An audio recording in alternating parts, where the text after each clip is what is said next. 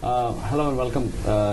We are here with Prime Minister Abhisit Vejjajiva, the Prime Minister of Thailand, on the eve of the ASEAN Summit, which has been delayed, but it is looking excellent prospects with the event schedule at the end of February in Hua Hin in Thailand. And on the eve of the ASEAN Summit, we are here to talk to the Prime Minister of Thailand, both for our publication, the magazine, as well as for our monthly program, ASEAN Roundup. Thank you, Prime Minister, for doing You're this. welcome. Let's actually, I'll send you the questions, but I can't but make a question which was later on to bring it up. Barack Obama's swearing was the biggest event yesterday. Of course. And with the hopes of the world, pinned on him, there are parallels being drawn between you and him because you are both youthful leaders with the hope for, he's for the world, for America, you for Thailand, for the region. What similarities do you see yourself? Is this a coincidence? When the comparison is very flattering. Okay. I think the President has made history just being where he is today. Yes. And there is so much hope pinned on him. But certainly the other thing that is common for both of us is a huge challenge facing us. As far as the economic crisis is concerned, it's no less severe in the United States. He may not have the political dimensions interacting with the economic problems, but the size of the problem is huge and the expectations are high. So maybe your challenge is even more daunting than Obama, because you have a political in a sense that yes, we do have the political instability last year as well. Right. Okay, so moving on to actually, we have a few questions on Thailand and ASEAN. The first thing would be, how do you describe your first 30 days as Prime Minister?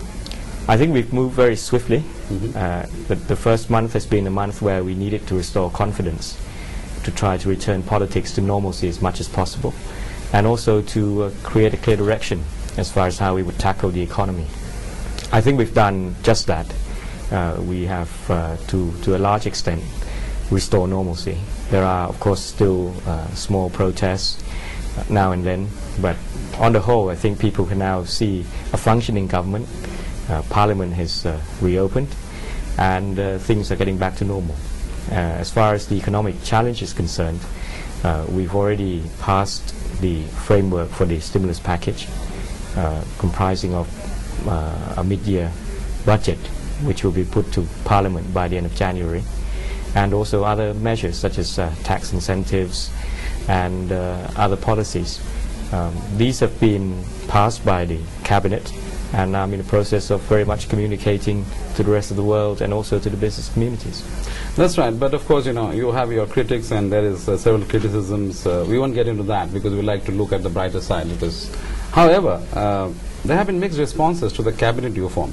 That is something which you like your feedback I think on. that was making the headlines. Yes. Maybe Sometime back. at the end of last month. But I think we'll be judged by our performance, and I think there's been tremendous progress over the last couple of weeks.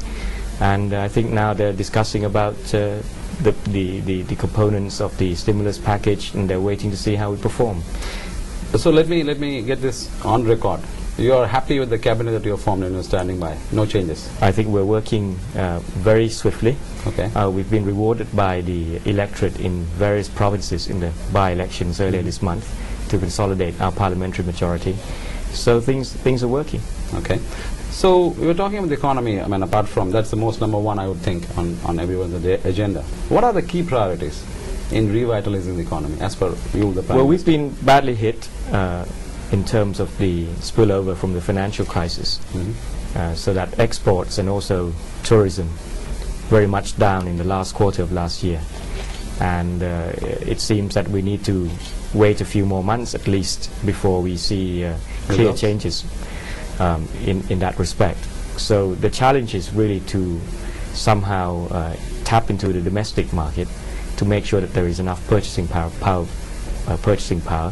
to sustain economic growth in the first half of this year, which is what our package is aimed at, by putting money in people's pockets through various programs, money for low income, training programs for the unemployed or those being threatened with layoffs, money for the elderly, and also free education and subsidies for basic services.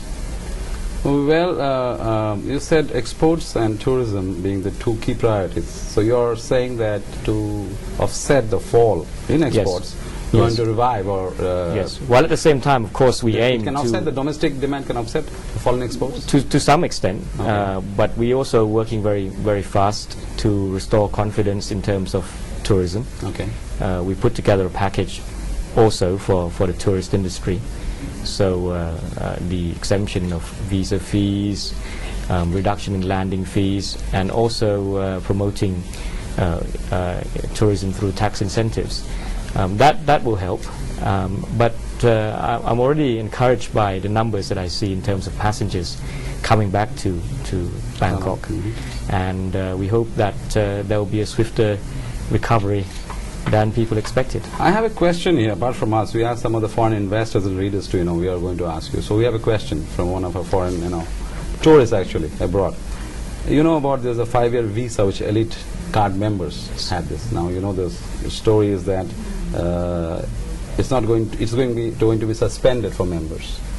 The automatic visa renewal 5 years. That's going to be put to. So isn't that a huge setback or a bad news? I'll look into that. I mean, I've just heard report on that, Yes. and we'll see what we can do to fix that. But more generally now, the policy direction is that we will relax a lot of the more restrictive measures that have been put in place over the last year or maybe a couple of years. There's going to be a clear reversal. I think we want to send a clear message that we welcome visitors here. Okay. Now the political reconciliation, economy one, how long do you really think it will take to bring about political reconciliation, which is necessary to restore confidence in the economy and draw investors back to Thailand? We've seen a very divisive environment over the last 3 years. It's not going to go away overnight, and you can never eliminate differences in terms of political views.